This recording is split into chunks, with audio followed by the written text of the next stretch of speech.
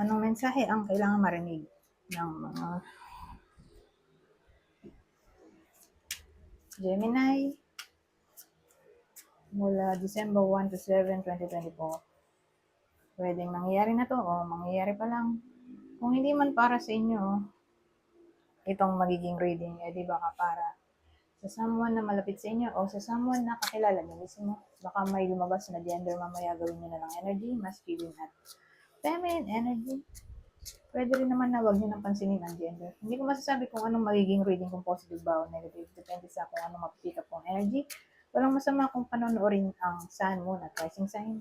Kasi baka alin man sa mga yun ay mag-resonate na sa sitwasyon niyo o ng iba sa inyo.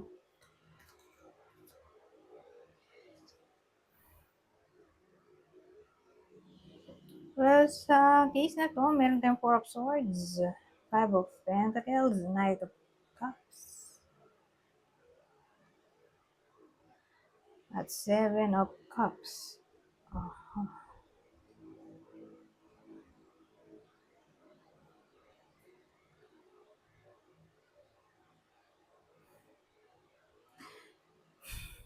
Well, ang dating kasi sa akin, may iba sa inyo. Whether nangyayari na to o mangyayari pa lang. Na para bang nag-try mag-move on o mag-heal sa kung ano man yung temporary challenges o crisis na kinakaharap na ngayon. Probably tungkol sa relationship. Na para bang ang dami-dami niyang problema. Nagsama-sama na. Okay? Pero mas sabihin natin ito yung mga problema niya.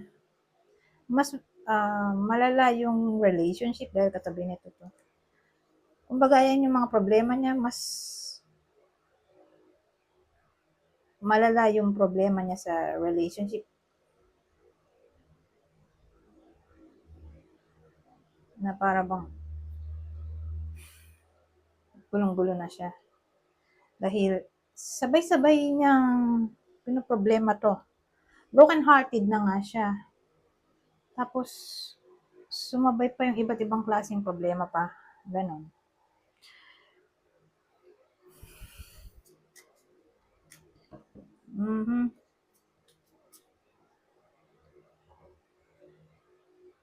So, ganito yung pwedeng mangyayari sa week na to para sa iba sa inyo.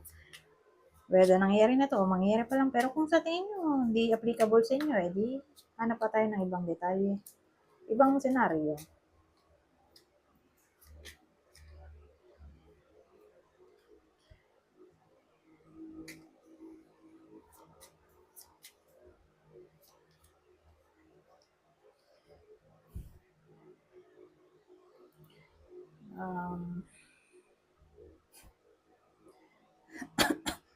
So, meron tayo ditong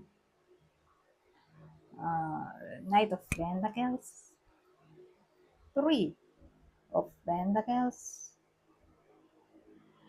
at the Moon sa Knight of Swords. Pati na ilong ko.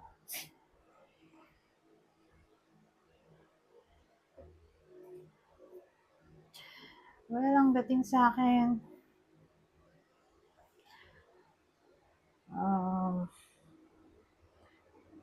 Maraming pwedeng senaryo. Una, may tendency na ma-meet ng iba sa inyo ang kanilang childhood friend o childhood classmate.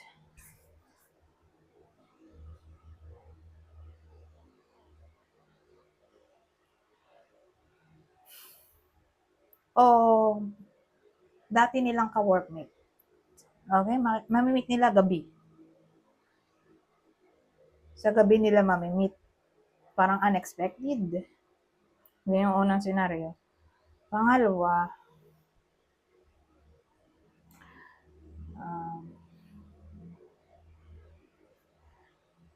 sabihin nating magkarelasyon. Okay? Magkarelasyon yung iba.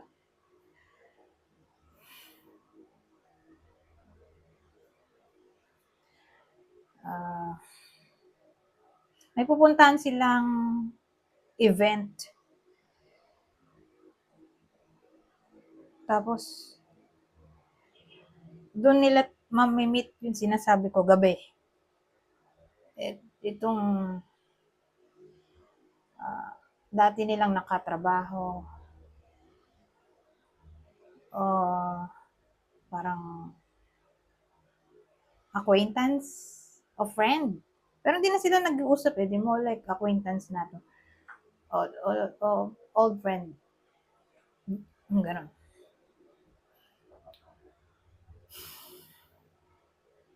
Pero again, gabi yun. Kasi nandito yung moon sa gabi.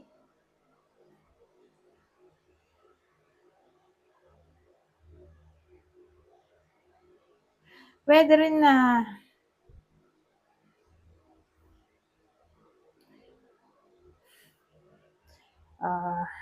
kung sino man yung parang nakatrabaho nila before, nakasama sa trabaho before, parang ganun. May chance na magkatrabaho ulit sila. Okay? So sabihin natin freelancer sila. Nagkatrabaho sila somewhere before. So mukhang magkakatrabaho ulit sila sa new project in the future o ngayong week. Ganyan. Parang dating yun nang nakatrabaho o nakasama sa trabaho o nakita sa trabaho. Makikita niyo ulit at makakasama. Ganon. Sa week na to o after ng week na to.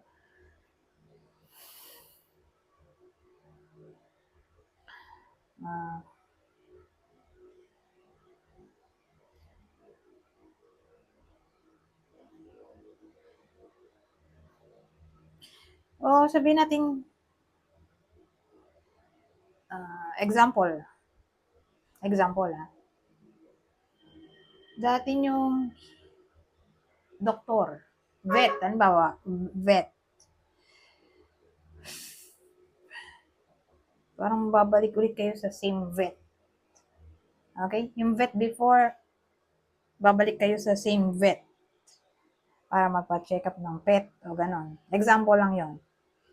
O doktor na naka-usap nyo before, parang babalik kayo ulit sa kanya para mapakonsult. Yung ganong eksena ba? Yung dati yung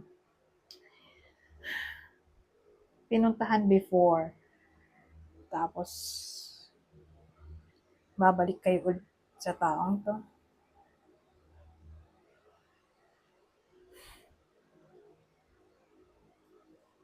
Kasi yung intuition nyo yung magli-lead sa inyo na bumalik. Ganyan. Example lang yun. Okay?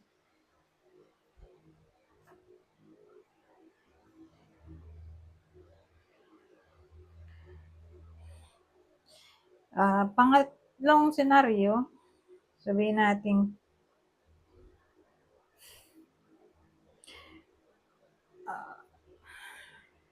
sa workplace, may someone na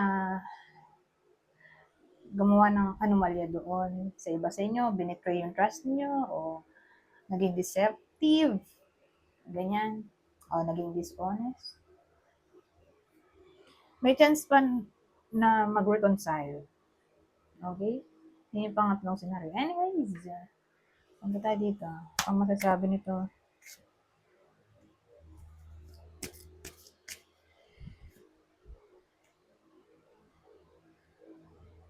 intuition ulit oh. Ito intuition natin. The moon. So, makinig daw sa intuition na it's about time na mag-forgive na.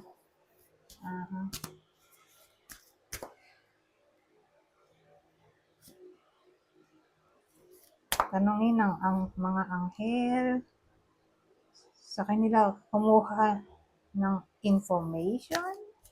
So, probably, in-advise sa week na to na maging religious.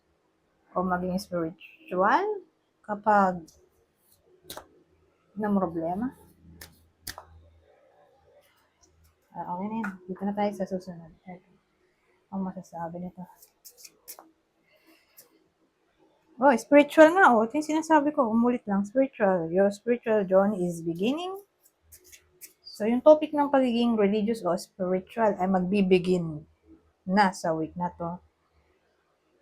Kaya pala, magiging religious kayo dito. Somewhat spiritual kasi ma-awaken kasi yung spirituality nyo. Attraction, divine soul counterpart. Attraction transcends superficiality.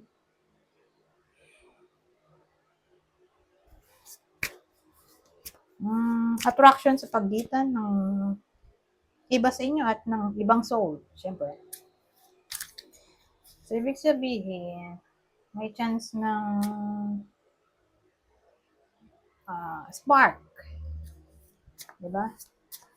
Sa pagitan ng iba sa inyo at ng ibang tao.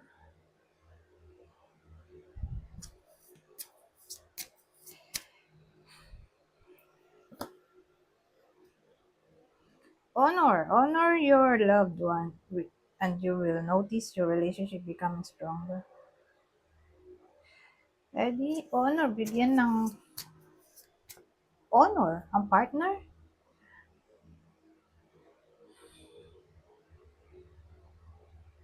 Kasi parang mirroring na rin to eh. So, kung bibigyan mo siya ng honor, edi susuklian ka rin niya ng honor.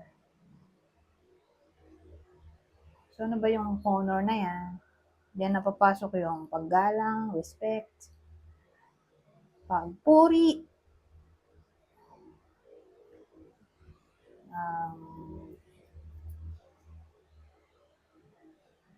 bigyan ng karangalan, gano'n. Anyways, tama na yan. Hanggang dito na lang. Goodbye. For now.